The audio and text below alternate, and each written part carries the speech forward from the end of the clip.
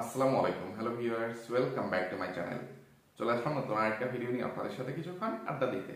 আশা করি সম্পূর্ণ ভিডিওটি জুড়ে আপনারা আমার সাথেই থাকবেন। ভিউয়ার্স, আজকে খুবই গুরুত্বপূর্ণ, দুর্দান্ত, চমৎকার একটা ভিডিও নিয়ে আপনাদের সাথে আড্ডা হবে। তাই সবার কাছে অনুরোধ থাকলো, সবাই খুব মনোযোগ সহকারে না টেনে আমার সম্পূর্ণ ভিডিওটি দেখার চেষ্টা করবেন। টেনে টেনে দেখলে অনেক গুরুত্বপূর্ণ বিষয় মিস হয়ে যাবে, তখন আবার অনেক কিছুই আপনাদের অজানা থেকে যাবে। এছাড়াও সবার কাছে অনুরোধ থাকলো, সবাই আমার ভিডিওতে অবশ্যই একটা লাইক দিয়ে যাবেন।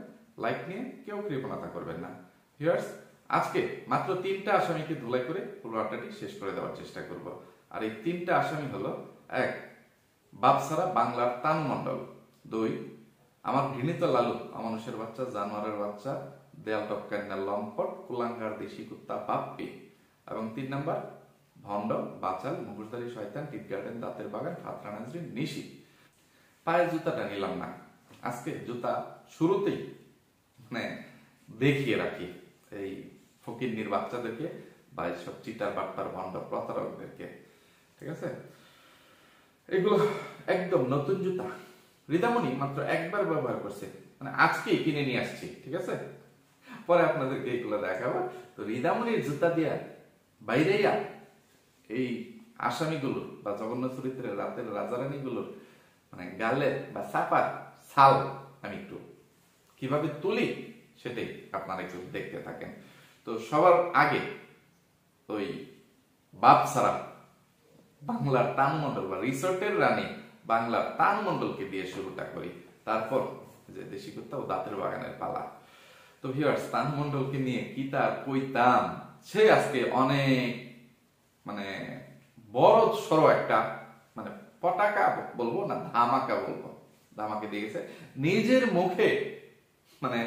অনেক গুরুত্বপূর্ণ একটা তথ্য দিয়ে গেছে বা গুমর স্বীকার করে গেছে। অনেক দিন ধরে অনেক ভিউয়ার্সরা এবং রোস্টাররা যে কথাগুলো গলা ফাটিয়ে ফাটিয়ে বলে আসতেছিল যে বাংলার তানু মণ্ডল তার শ্বশুর শাশুড়িকে বা শ্বশুর বাড়ির মানুষজনদেরকে কি কারণে তার গোলাম বানিয়ে রাখছে বা কিভাবে তার দাসী বানিয়ে রাখছে, গোলাম বানিয়ে রাখছে, শুধুমাত্র ওই যে তানু মণ্ডলের তলদেশ ভাড়া দেওয়া যেই টাকা পয়সা আছে, তার চামড়া বেচা যে টাকা আছে, রিসোর্ট কাঁপিয়ে যে টাকা পয়সা গুলো আয়োজি করছে, ওই টাকা পয়সা গুলো তার শ্বশুর শাশুড়িকে দিয়ে সে তার শ্বশুর শাশুড়িকে তার দাসী বানিয়ে রাখছে। আর এটাই আজকে বাপসারা তানু মণ্ডল, বাংলার তানু মণ্ডল, রানাঘাটের রানু মণ্ডলের সখী তানু মণ্ডল এটা নিজের মুখে বলে গেছে। সে কিভাবে বলতেছিল তার টাইটেল থাম্বনেলটা একটু দেখেন, তারপরে আমি আসতেছি। সে নাকি আবার ইন্টারমিডিয়েট পাস করছে বা এইচএসসি পাস করে ফেলছে। তার টাইটেল থাম্বনেলের ধরনটা আপনারা একটু দেখেন। শুরুতে থাম্বনেল: শ্বশুর বাড়ি থেকে ঝগড়া করে বাবার বাড়িতে চলে আসছি কেন? আচ্ছা ভিউয়ার্স, এসেছি বা আসছি এরকমটা, এটা কি উচ্চারণ ভিউয়ার্স? একটা এইচএসসি পাস রিসোর্টের রানী বা কাটের রানী, পাটকেতের রানী লেখার ধরন যদি এরকম হয়, একটা 5 পাসের ছাত্রীও এর চেয়ে সঠিকভাবে শুদ্ধভাবে এই থাম্বনেলটা বা এই বাক্যটা গঠন করতে পারবে, বাক্য রচনা করতে পারবে। আমি কি ভুল বললাম না সঠিক বললাম? আপনারা বলবেন। টাইটেলটাও দেখেন: শ্বশুর বাড়ি থেকে ঝগড়া করে বাবার বাড়িতে চলে আসছি কেন? এত কথা সবার আগুন জ্বালাই দিচ্ছে সে। তারপর আবার ইংরেজি হ্যাশট্যাগ দিয়ে ফ্যামিলি হ্যাশট্যাগ প্যারেন্টস। তো এই ভিডিওতে সে তার নিজের গোপনীয়তা বা গুমরটা ফাঁস করলো যে সে কিভাবে তার শ্বশুর শাশুড়িকে তার বশে রাখছে বা তার দাসী বানিয়ে রাখছে। তো আপনারাও যারা এই তানু মণ্ডল, ডাইনি, মাগিনোর, সাগিনোর, মেকআপ বুতুরি, মাল্টি ফেলাক, তাদের এসব লাইফস্টাইল দেখে তাদের মতো হইতে চান, তাদের মতো হওয়ার আফসোস করেন যে তাদের মতন একটা পরিবার পাইতাম, তাদের মতো শ্বশুর শাশুড়ি পাইতাম, তাহলে নিজেকে অনেক ধন্য মনে হইতো, অনেক সুখী মনে হইতো, এই সেই জীবনে আর কোনো দুঃখ, কষ্ট, যন্ত্রণা, গ্লানি কিচ্ছুই থাকতো না।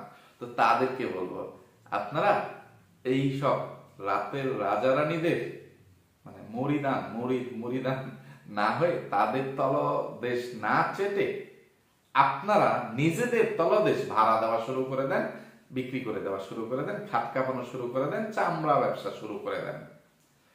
তাহলে সোজা কথা আপনারাও তাদের পজিশনে চলে যেতে পারবেন। যেই সব টিনের চশমা পরা অসচেতন অবিবেচক ভিউয়ার্সদের এইসব রাতের রানীদের বা রাজাদের নষ্টামি নোংরামি দেখে মানে হয়, মানে আফসোস লাগে, তাদের ফুটানি দেখে, তাদের ভোগ বিলাসিতা দেখে অনেক আফসোস লাগে, তাদের জীবনটাকে অনেক সুন্দর মনে হয়। শুধুমাত্র ওই সব অসচেতন অবিবেচক টিনের চশমা পরা ভিউয়ার্সদেরকে আমি কথাটা বললাম যে আপনারা আপনাদের নিচতলা বা তলদেশ বা চামড়া বিক্রি করা বা ভাড়া দেওয়া শুরু করে দেন, খাট কাঁপানো শুরু করে দেন, পাট ক্ষেত, উক ক্ষেত, ভুট্টা ক্ষেত, নাইলা ক্ষেত নষ্ট করা শুরু করে দেন। টেহার অভাব পড়তো না।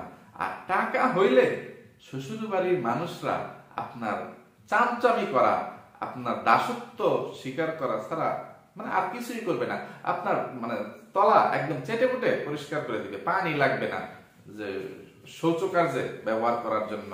ঠিক আছে, তানু মণ্ডল যে কথাগুলো স্বীকার করতেছিল যে শুরুটা করছি, আপনারা অনেক ভিউয়ার্সরা আমাকে কমেন্ট করেন, মানে করেন আমার দাদি শাশুড়ি কেন এই ধরনের একটা মানে এত মানে জঘন্য ধরনের একটা ঘরে থাকে, আমি কি আমার দাদি শাশুড়িকে একটা ঘর করে দিতে পারি না? তোমার তো অনেক টাকা পয়সা, তুমি তোমার দাদি শাশুড়িকে একটু ভালো ঘরে রাখতে পারো, এটা সেটা। তো সে বলতেছিল আমি আমার দাদিকে যতটা ভালোবাসি আমি আমার দাদি শাশুড়িকেও ততটা ভালোবাসি, এই সেই। তবে এখন এই মুহূর্তে আমার দাদি শাশুড়িকে আমার রুম করে দেওয়ার বা ঘর বাড়ি করে দেওয়ার মতন সামর্থ্য নাই, এখন এই মুহূর্তে আমার কাছে টাকা পয়সা নাই। আমি তো এই বাড়িতে বউ হয়ে আসছি মাত্র 1 বছর হয়েছে। আমার আগেই আমার শাশুড়ি, আমার চাচি শাশুড়ি তারা এই বাড়িতে বউ হয়ে আসছে, 30 বছরের বেশি হয়ে গেছে। আমার শাশুড়ি এই বাড়ির বউ হয়ে আসছে 30 বছরের বেশি, আমার চাচি শাশুড়ির বেলায়ও এত বেশি। তো তারাই এতদিনেও তাদের শাশুড়িকে একটা ঘর করে দিতে পারে নাই। আমার দাদি শাশুড়ি এইরকম একটা জঘন্য মানে ঘরে বসবাস করে। তো আমি তো আসছি 1 বছর হয়েছে, তো আমার আরো সময় লাগবে। আমি পারতাম, কিন্তু আমার যে লোভী শাশুড়িটা আছে, ওই ফকিন্নি বেডিটা আছে, ওই কুমড়ো পাটাসের মাটা আছে, এই বেডির, এই লোভী বেডির, এই ফকিন্নি বেডির অনেক ধার দেনা ছিল, অনেক ঋণ ছিল। আমার শাশুড়ির ঋণগুলো পরিশোধ করতে গিয়ে আমার সব টাকা পয়সা শেষ হয়ে গেছে। আমি এখন পথের ফকির হয়ে গেছি। আমার তলদেশ ভাড়া দেওয়া যত টাকা পয়সা আমার নিচতলায় মানে গোতা খাওয়া যে টাকা পয়সা গুলো ছিল, এবং ভিউয়ার্সদের মানে লাখুসটাকে এই তানু মণ্ডল যে টাকা পয়সা গুলো আইরিজি করছি, সব টাকা পয়সা এই তানু মণ্ডলের শাশুড়ি মানে হজম করে ফেলছে, ভোগ করে ফেলছে। তানু মণ্ডলের শাশুড়ি তানু মণ্ডলকে বিয়ে করানোর আগে জীবনে যত ধার দেনা করছে, ঋণ করছে, তো এই সব ঋণ তানু মণ্ডল পরিশোধ করছে। তার মানে এই না যে আপনারা বলবেন যে তানু মণ্ডলের শাশুড়ি লোভী, এটা কিন্তু কেউ মনে করেন না, এটা কিন্তু কেউ বলবেন না, ঠিক আছে? তাহলে তানু মণ্ডল কষ্ট পাবে। তানু মণ্ডলের মায়া মানে মায়া বলতে মানে মা বা বাবার যদি টাকার অভাব পড়তো, তানু মণ্ডলের কাছে টাকা থাকতো, তাহলে কি তানু মণ্ডল সাহায্য করতো না? তাহলে তানু মণ্ডল দিত। তো ওই রকমই শাশুড়ি তো মায়ের মতোই, তো শাশুড়ির এই ঋণ তানু মণ্ডল পরিশোধ করে দিছে। শাশুড়ি মানুষের মানে সোনার চেন এনে বিক্রি করে দিছে, এখান থেকে এনজিও থেকে টাকা এনে সেগুলো পরিশোধ করে না, লুকিয়ে লুকিয়ে পালিয়ে পালিয়ে বেড়ায়, এটা সেটা করে, করে কোন পুলিশের বউয়ের কাছ থেকে টাকা এনে মানে মেরে খাইছে, এটা সেটা। তো এত দেনাদাররা বা পাওনাদাররা তানু মণ্ডলের শ্বশুর শাশুড়িকে বাড়িতে এসে খুঁজে বেড়ায়, তো তারা বাড়ি ছেড়ে পালিয়ে যায়। তো তানু মণ্ডলের শাশুড়ির জন্য আর পালিয়ে বেড়াইতে না হয়, দল বল নিয়ে এই দেশি কুত্তার বাড়িতে আস্তানা গাড়তে না হয়, সেই জন্য তানু মণ্ডল তার সব জমানো টাকা পয়সা তার শাশুড়িকে দিয়ে তার শাশুড়িকে ঋণ মুক্ত করার চেষ্টা করছে। এতে মানে মানে শাশুড়ির প্রতি মানে বউয়ের ভালোবাসা প্রকাশ করছে। এখানে অন্য কিছু মনে করবেন না যে শাশুড়িকে সে কিনে নিল, দাসীবাদী বানিয়ে নিল, বা শাশুড়ি লোভী, এটা ভাববেন না। মা মানে মেয়ে হয়ে মাকে, শাশুড়িকে মা মনে করে ইয়ে করছে, বুঝছেন নি? আর কি তা কইতাম। আর তানু মণ্ডলের মানে এখন সোজা কথা, ওই শাশুড়িকে মানে দাদি শাশুড়িকে দেওয়ার জন্য কিছু নাই, অবশিষ্ট নেই। তার অ্যাকাউন্টে আগে সব সময় 10-12 লক্ষ টাকা ব্যাংকে পড়ে থাকতো, কিন্তু যে তার বর্তমান লোভী শাশুড়ি, ওই ফকিন্নি বেড়ি, তার সব নিয়ে যাওয়াতে তানু মণ্ডলের ব্যাংক ব্যালেন্সে এখন আর কোনো টাকা নাই, অ্যাকাউন্ট ফাঁকা হয়ে গেছে। তো এইভাবে যখন কেউ বলে, সেখানে আর কি মানে বোঝার বাকি আছে, যে আপনারা যত বেশি মানে তলদেশ ভাড়া দিতে পারবেন, নিচতলায় গোতা খাইতে পারবেন, মানে রিসোর্টের খাটকা পেতে পারবেন, ইয়ে করতে পারবেন, আপনার সোজা কথা যত খদ্দের আপনার জীবনে আসুক না কেন, আমি রাতের রানীদেরকে বলতেছি, তাতে আপনার কিচ্ছু আসা যাবে না। যে তানু মণ্ডলের জামাইয়ের মতো একটা দায়ুস জামাই, তানু মণ্ডলের সৎ বাপ দেশি কুত্তার মতো একটা দায়ুস, তানু মণ্ডলের শ্বশুরের মতন একটা দায়ুস, এরকম কয়েকটা জোগাড় করে নিবেন, ঠিক আছে? যে জামাইয়ের কাছে এগুলো কিছুই না, আরে বউ চামড়ার জিনিস, নষ্ট হয়ে যাইব, বাইঙ্গে যাইব, এটা কি মাটির জিনিস নাকি যে বাইঙ্গে গেল, হাতে থেকে পড়ে গেলে অন্য বেটার কাছে রাহানি দিলেই এটা বাইঙ্গে লাইব? এটা তো চামড়া, সিলিকনের মতন, রাবারের মতন, কিচ্ছু হবে না, ঠিক আছে? কতক্ষণই তো ঘন্টা হিসেবে, মিনিট হিসেবে শুধু খাটকা পাবে, ইয়ে করবে, আসবে আর যাবে, তলদেশ ভাড়া দিবে, ইয়ে করবে। তো মানে তখন টাকা আসবে, এই টাকা শ্বশুর বাড়ির মানুষজনদেরকে যত খাওয়াইতে পারবে, শ্বশুর বাড়ির সব মানুষ আপনার চামচামি করবে, আপনার দাসত্ব মেনে নেবে। তখন মানে কেউ আপনার সতীত্ব নিয়ে বা চরিত্র নিয়ে কোনো প্রশ্ন করবে না। দিন শেষে তো তারা টেহার মজা হইতেছে, তো টেহা যত দিবে তত বেশি তাদের মুখ বন্ধ থাকবে। এই হচ্ছে মূল কথা। তা আপনারা কয়জন এইরকম জীবন বেছে নিতে চান, এইরকম সুখী হইতে চান, একটু কয়ে থুয়ে যাবেন, একটু কমেন্ট করে জানাবেন যে ভাইয়া আমাদের এত অভাব অনটন আছে, আমরা আইফোন ব্যবহার করতে চাই, আমরা এরকম সোনা দানা ব্যবহার করতে চাই, কিনতে চাই, এরকম ভোগ বিলাসিতার জীবনযাপন করতে চাই, একটু হাত আনলাইবেন, আপনাদের চেহারাগুলো একটু দেখে রাখতে চাই। বাপসারা তানু মণ্ডলকে আজকে এখান থেকে ছেড়ে দিই। তাকে নিয়ে যদি এর চেয়ে বেশি কথা বলতে চাই, তাহলে আবার আমার অন্যান্য আসামিরা, আমার গৃহীত লালু, দেশি কুত্তা বাপ্পি এবং ভণ্ড বাচাল মুখোশধারী শয়তান টিকারের দাঁতের বাগান আমার ধুলাই থেকে অনেকটা ছাড় পেয়ে যাবে। তো তাদেরকে আমি অনেকটা ছাড় দিতে চাই না, একটু হালকা পাতলা ছাড় দিলে সেটা ভিন্ন কথা, কিন্তু অনেক বেশি ছাড় দিলে সমস্যা আছে। গত কয়েকদিন ধরে দাঁতের বাগানকে ধুলাই করতে চেয়েও সময়ের অভাবে করতে পারতেছি না। তো আগে আমার ঘৃণিত লালু, মানুষের বাচ্চা, দেশি কুত্তার পালা, তো মেরা ঘৃণিত লালু, মানুষের বাচ্চা, জানোয়ারের বাচ্চা, দেয়াল রক্ষের না লম্পট, কুলাঙ্গার, দেশি কুত্তা বাপ্পি, এদিকে এদিকে এদিকে, আর তো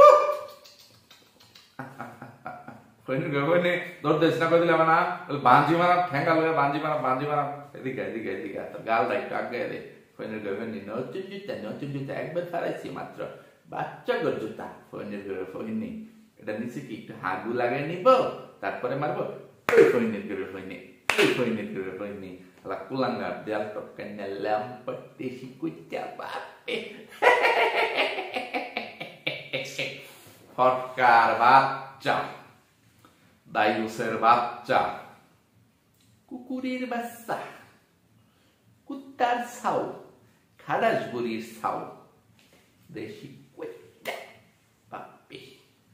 তুই কি ধরনের টাইটেল এবং থাম্বনেল দিয়ে ভিডিওটা করছিস আগে তোরে এটা কয়ে দিই, ঠিক আছে?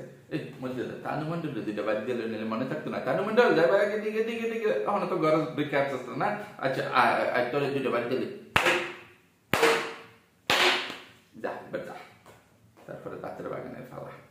আচ্ছা, কুলাঙ্গের দেশি কুত্তা বাপ্পি, দেয়াল টপকে লম্পট, আসিস তো তুই থাম্বনেলে কি লেখছাস? মা কি আলাদা খাবে? 2টা প্রশ্নবোধক চিহ্ন, উপরে না নিচে খাবে, আবার 2টা প্রশ্নবোধক চিহ্ন, তারপরে সবার প্রশ্নের উত্তর দিল মা। তো আমার গতকালকের ভিডিওতে খুব সুন্দর একটা কমেন্ট আসছে, ঠিক আছে? তো সেখানে মানে আমার ওই সম্মানিত ভিউয়ার্স খুব সুন্দর মানে সুন্দর করে উত্তরটা দিচ্ছেন যে তোদের জন্মটাই তো প্রশ্নবিদ্ধ, তো এই জন্য তোদের টাইটেল থাম্বনেলে এত প্রশ্নবোধক চিহ্ন, বুঝতে পারছিস?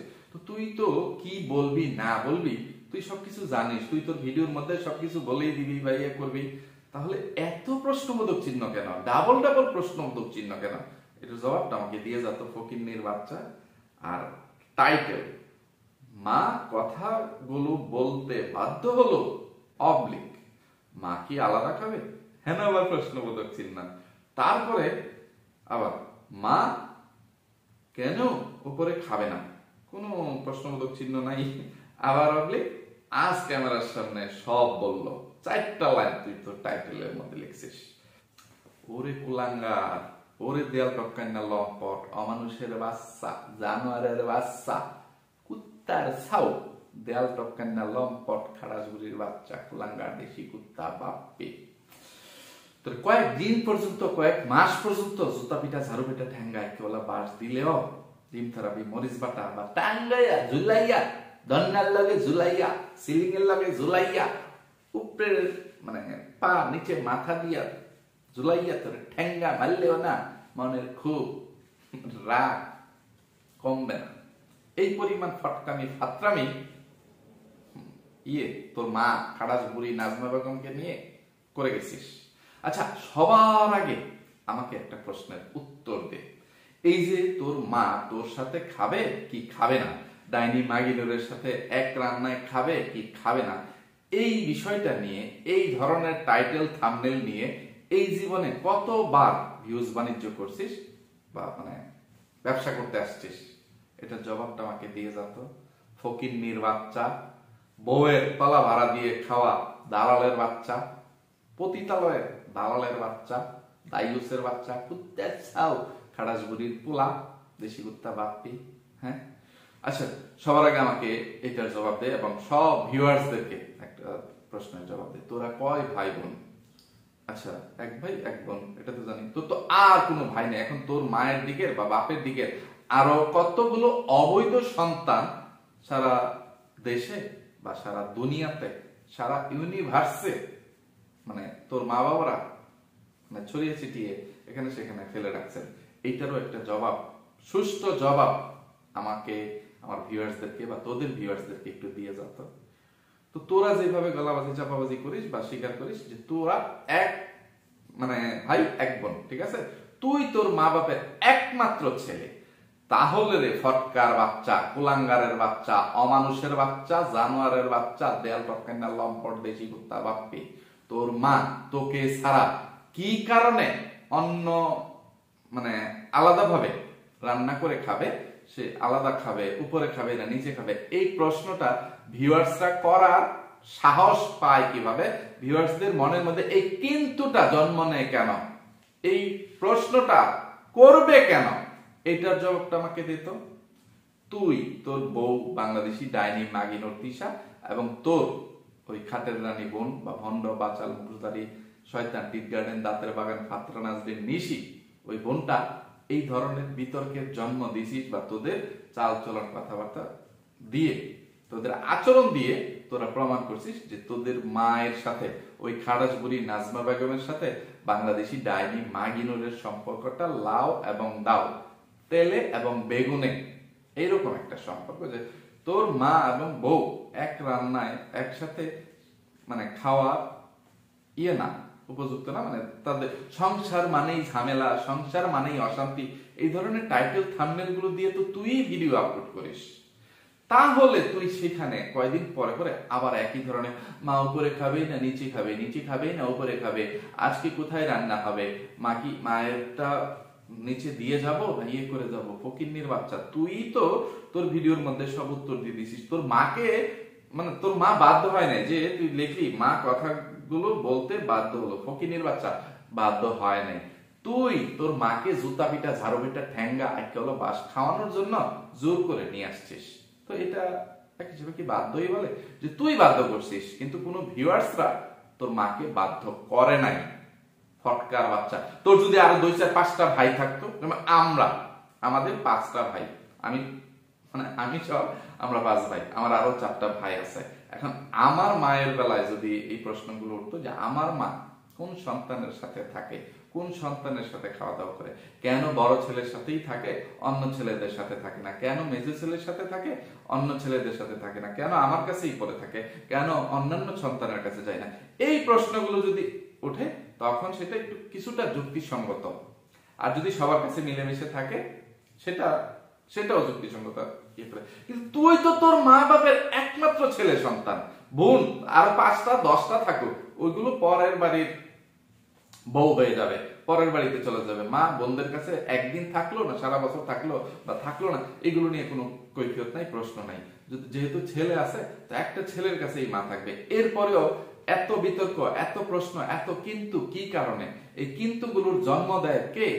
অমানুষের বাচ্চা, কুলাঙ্গারের বাচ্চা, খাড়াস বুড়ির বাচ্চা, বেজরমার বাচ্চা, দেশি কুত্তা বাপ্পি, তুই তুই তুই তুই যে মা কেন, মা এবং ডাইনি মাগির অতিসার মধ্যে কি কারণে ঝগড়া লেগে গেল, এটা সেটা, এইগুলো। তো এইসব গলাবাজি চাপাবাজি করতে এসে তোর মাকে দিয়ে বয়ান দিছিস যে মা, তোর মা ওই খাড়াস বুড়ি নাচবা বেগম তোর সাথেই খাবে, একটা মাত্র ছেলে, এই ছেলেকে রেখে আমি যাব কোথায়, মানে ইয়ে করে করছে। কিন্তু তুই যে আদতেই মানে একটা কুলাঙ্গার, অমানুষের বাচ্চা, জানোয়ারের বাচ্চা, এইটা তুই যে একটা মূর্খ, মানে যে দায় তোর যে মানে কি বলবো, হাবাগুবা রোগ আছে, বুদ্ধি প্রতিবন্ধী মানে আছে, সবকিছু মানে সাজিয়ে গুছিয়ে অভিনয় নাটকগুলো করতে পারিস না। বেশি গলাবাজি চাপাবাজি করতে গিয়ে ধরা খাস। কথায় আছে না, অতি চালাকের গলায় দড়ি, তো ওইটাই হয়েছে তোর। তুই আজকে বেশি পণ্ডিতিগিরি করতে গিয়ে, বেশি পাণ্ডিত্য দেখাইতে গিয়ে, অতিরিক্ত গলাবাজি চাপাবাজি করতে গিয়ে নিজের ফাঁদে নিজেই পড়ে গেছিস। আর মানে তোর মায়ের মুখ দিয়ে তুই যে একটা কুলাঙ্গার সন্তান, তুই যে একটা জঘন্য অমানুষ, দেশি কুত্তা বাপ্পি, এটাই প্রমাণিত হয়েছে। তুই বলতেছিলি তোর মা তোকে বেশি ভালোবাসে, মানে তোর মাও বলতেছিল যে আমার ওই ভণ্ড বাচাল খাটের রানী, রাতের রানী মেয়ে, দাঁতের বাগান নিশি, ফাতরা নাজনীর নিশি যদি কথা শুনে ভিডিও দেখে তাহলে তো সে একটু কষ্ট পাইতে পারে, মন খারাপ করতে পারে, তবে কিছু করার নাই, এটা আমাকে বলতেই হয়, এটা স্বীকার করে নিলাম যে আমার এই রাতের রানী, খাটের রানী, ভণ্ড বাচাল, মুখোশধারী শয়তান টিপকারের দাঁতের বাগান নিশির চাইতে এই দেশি কুত্তা কুলাঙ্গার বাপ্পিকে, দেয়ালটা ফ্রেন্ড লম্পট বাপ্পিকে আমি একটু বেশি ভালোবাসি, তাকে একটু বেশি আদর করি। তো কি আর বলবো, আসতেছি এই আদর করা, কম করা, বেশি করা নিয়ে। কেন করে, কম করে না বেশি করে।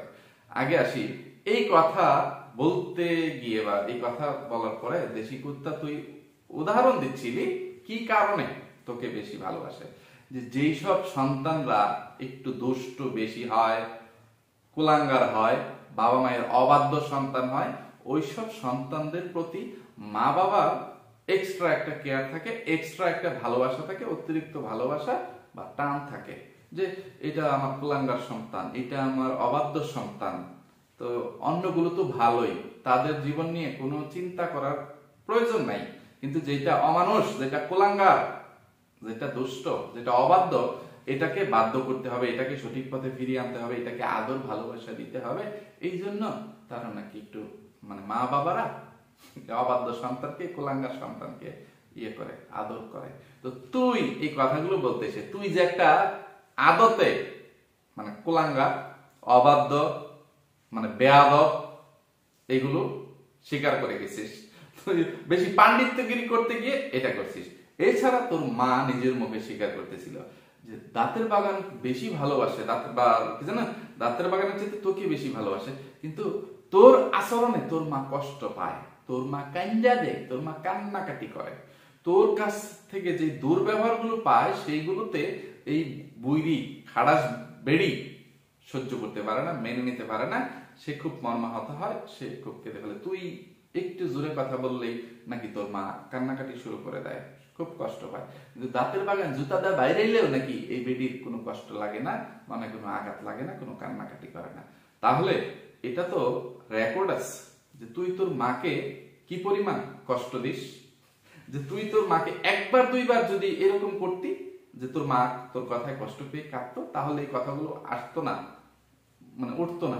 কিন্তু তুই তোর মাকে এই পর্যন্ত জীবনে অনেকবার এই যে কাঁদাইছিস, তোর মায়ের সাথে চেঁচামেচি করছিস, উঁচা গলায় কথা বলছিস, বা অপমান অপদস্থ করছিস বলে তোর মা তোর দেয়া আঘাতগুলো সহ্য করতে না পেরে কান্নাকাটি করে, আবার সেখানে তুই বলতে আসিস তোকে তোর মা বেশি ভালোবাসে বা তোর এই খাড়াস বুড়ি মা তোর দালালি করতে এসে, কারণ এখন তোরটা কিছু খায়, মানে সবকিছুর পরেও জামাইয়ের পেনশন এবং মানে আম বাগান লিচু বাগান বা জমি জমা ভাড়া দেওয়া টাকা দিয়ে খাইলে তোদের কাছ থেকে অনেক গিফট এটা সেটা খাবার দাবার খেয়ে শরীরে চর্বি জমাইতেছে, তো সেই জন্য তোদের একটু গুনগান গাইতে হবে না, নাহলে তো তোরা আবার প্লাক ফিউজটা মারবি, তোদের কাছে আছে, তো তোরা সেই কারণে যদি বুড়িকে গলায় পাড়া দিয়ে ধরিস সেই ভয় থেকে সেই আতঙ্ক থেকে বুড়ি তোদের লাভ ফিউজটা খেয়েও তোদের এসব অত্যাচার সহ্য করেও তোকে বেশি ভালোবাসে সেটা বলতে হয়েছে। আর এই যে বাংলাদেশি ডাইনি মাগিনুরের তলদেশ ভাড়া দেওয়া টাকা তো আছেই, তো এখন দুধ দেয় গায়ে বলে লাত্তি দিলেও বালা, যেই বাংলাদেশি ডাইনি মাগিনুরকে কোনো এক সময় মানে বউ হিসেবে স্বীকৃতি দেয় নাই, মেনে নেয় নাই, এক বাড়িতে থাকতে দেয় নাই, তুই একমাত্র সন্তান হওয়া সত্ত্বেও, একমাত্র ছেলে সন্তান হওয়া সত্ত্বেও, মানে একমাত্র সন্তান বলি নাই মানে দাঁতের বাগান আছে, কিন্তু ছেলে হিসেবে একমাত্র সন্তান হওয়া সত্ত্বেও বাংলাদেশি ডাইনি মাগিনুরের মতন একটা রাতের রানীকে, একটা মানে ইয়েকে পতিতালয়ের সর্দারনিকে, ইবলিশের নানিকে বিয়ে করাতে তোকে প্রায় ত্যায্য করে দিছিল। সেই দিনগুলোর কথা কি ভুলে গেছিস? তো তুই অবাধ্য কুসন্তান কুলাঙ্গার সন্তান হতে তখন তোর প্রতি আদর যত্ন মায়া মমতা কোথায় ছিল? আর তুই বলিস আমার মা আমারটা খাইতে হয় না, এ করতে হয় না, যে কি জানো আমিও আমার মায়ের কাছে কখনোই আমার বাপের পেনশনের টাকার হিসাব চাই না, এই যে আমার বাপের রেখে যাওয়া জমি জমা ভাড়া দেওয়ার টাকা বা লিচু বাগান ভাড়া দেওয়ার টাকা বিক্রি করার টাকা এগুলো কখনো হিসাব চাই না, যে মা কত বেসলা এই সেই বা গোপনে গিয়ে বলি না যে ইয়ে করছে যে ভাই আমার মার কাছ থেকে কত টাকা লিচু কিনলেন, কত টাকা দিয়ে জমি ভাড়া নিলেন, এই সেই ফকিন্নির বাচ্চা।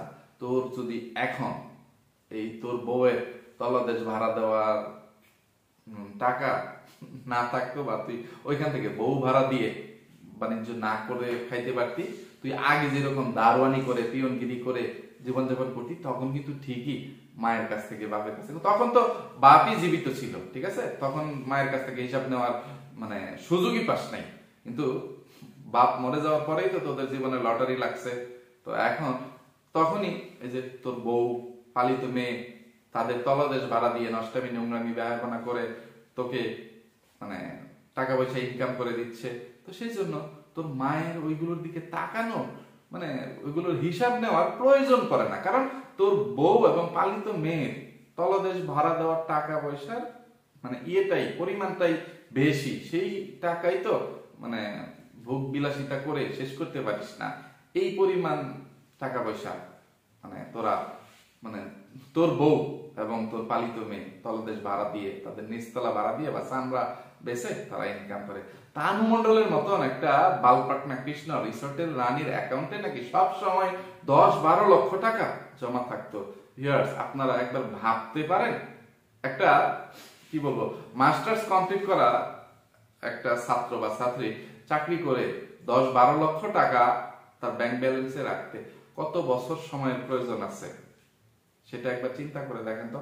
আপনারা এইসব জঘন্য চরিত্রের রাতের রাজারানীদেরকে কি পরিমাণ টাকা পয়সা দিয়ে আসতেছেন, এটা একটু ঠান্ডা মাথায় চিন্তা করে দেখেন যে ফকিন্নির বাচ্চাদেরকে, যেসব ফকিন্নির বাচ্চাদের মানে মানুষের বাসা বাড়িতে কাজ করে খাওয়ার কথা, যারা অন্যের বাড়িতে কাজের মহিলা হিসেবে বা যে আবাসিক হোটেলের দারোয়ান হিসেবে জীবনযাপন করার কথা, তারা আপনাদের মাথায় কাঁঠাল ভাঙ্গিয়া খাইতেছে, এরপরেও আপনারা এখনো নাকে তেল দিয়া হৌরার তেল বা সরিষার তেল না নারিকেল তেল বলবো ওই তেল দিয়া মানে আপনারা ঘুমাইতেছেন, আর তারা আপনাদের মাথায় কাঁঠাল ভেঙে খাচ্ছে।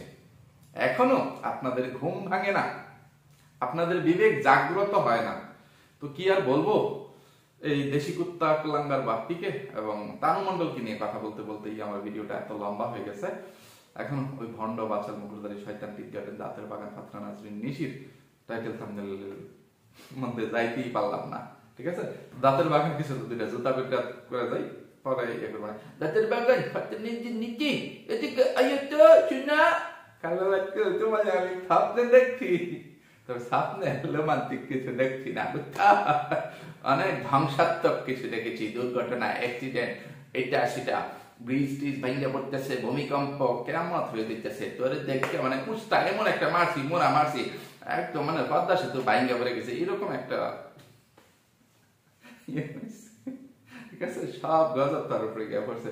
তো এইসব কথা অন্য কোনো দিন অন্য কোনো ভিডিওতে বলবো।